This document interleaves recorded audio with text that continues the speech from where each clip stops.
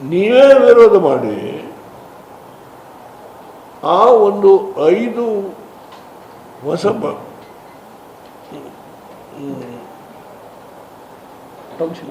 ಅದಕ್ಕೆ ನೋಟಿಫಿಕೇಶನ್ ಮಾಡಿ 5 ಗ್ರಾಮಗಳಿಗೆ ಹೊಸಕೋಟೆನೂ ಸೇರಿದೆ, ಅದರಲ್ಲಿ ಬಿಡದಿನೂ ಸೇರಿ ನೀವೇ ವಿರೋಧ ಮಾಡಿದರೆ ಕುಮಾರಸ್ವಾಮಿಯವ್ರು ಕೈ ಮಾಡಿದ್ರು.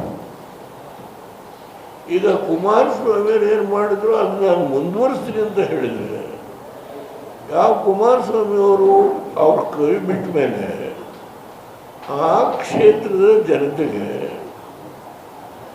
ಏನು ಬೆಂಗಳೂರಿಂದ ಹರಿದು ಹೋಗುತ್ತೋ ವೃಷಭಾವತಿ ನೀರು ಆ ಕೆರೆಗೆ, ಅದನ್ನೇ ಬಳಸಿ ಇವತ್ತು ಅವರೇನು ಹಸುಗಳಿಗೆ ಮೇವು, ಕರೆಯುವ ಜಾನುವಾರುಗಳಿಗೆ, ಹಾಲು ಕರೆಯುವ ಜಾನುವಾರುಗಳಿಗೆ ನೇಣು, ಅಲ್ಲಿಂದ ರೇಷ್ಮೆ, ತೆಂಗು, ಅಡಿಕೆ, ತರಕಾರಿ, ಹೀಗೆ ಸಣ್ಣ ಸಣ್ಣ ಹಿಡಿಯುವಳಿದಾರರು ಅದರ ಮಾಹಿತಿ ಕೊಟ್ಟಿದ್ದೇನೆ. 8 ಜನ ಸಣ್ಣ ಹಿಡಿಯುವಳಿದಾರರಿದ್ದಾರೆ, ನಮ್ಮ ಗಮನಕ್ಕೆ ತಂದಿದ್ದೇನೆ, ದಯಮಾಡಿ ನೋಡಿ.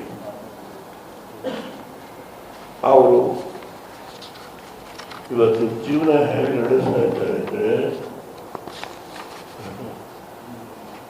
1 ರಿಂದ 5 ಗುಂಟೆ, 10 ರಿಂದ 20 ಗುಂಟೆ, 20 ರಿಂದ 40 ಗುಂಟೆ, 1 ರಿಂದ 2 ಎಕರೆ, 2 ರಿಂದ 3 ಎಕರೆ, 3 ರಿಂದ 4 ಎಕರೆ, 5 ರಿಂದ 10 ಎಕರೆ, 10 ರಿಂದ 20 ಎಕರೆ, 20 ರಿಂದ 30, 7,800 ಚಿಲ್ಲರೆ ಎಕರೆ ಜಮೀನನ್ನು ಅಕ್ವೈರ್ ಮಾಡೋದ್ರಲ್ಲಿ ಈ ಸಣ್ಣ ಹಿಡುವಳಿದಾರರು 8 ಜನ ಇದ್ದಾರೆ. 2,555 1 ಗುಂಟೆಯಿಂದ 5 ಗುಂಟೆ. ಇಲ್ಲೇ ಜಾನುವಾರುಗಳಿಗೆ ಹಾಲು ಏನು ಹೆಚ್ಚು ಕೊಡ್ತಕ್ಕಂಥ ಅದಕ್ಕೆ ಮೇವನ್ನು ಬೆಳೀತಾರೋ ಸಣ್ಣ ಸಣ್ಣ ಹಿಡುವಳಿದೆ 2,555 1 ರಿಂದ 5 ಗುಂಟೆ, 10 ರಿಂದ 20 ಗುಂಟೆ 1,657, 20 ರಿಂದ 40 ಗುಂಟೆ 2,250 ಲೆಕ್ಕ ಕುಟುಂಬಗಳು. ಇದನ್ನು ನೀವು ನೋಡಿದ್ರೆ ಅರ್ಥ ಆಗುತ್ತೆ ರೈತರು ಹೇಗೆ ಜೀವನ ಮಾಡ್ತಾ ಇದ್ದಾರೆ.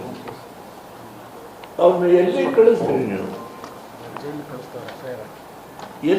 ಎಲ್ಲಿ ಕಳಿಸ್ತೀರಿ ನೀವು?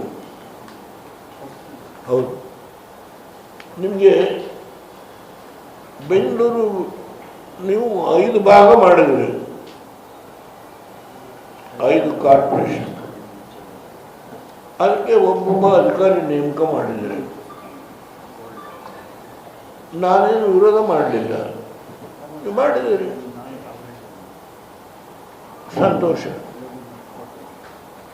ಆದರೆ ಅವ್ರಿಗೇನಾದರೂ ನಿವೇಶನಗಳ ಕೊರತೆ ಇದೆಯಾ?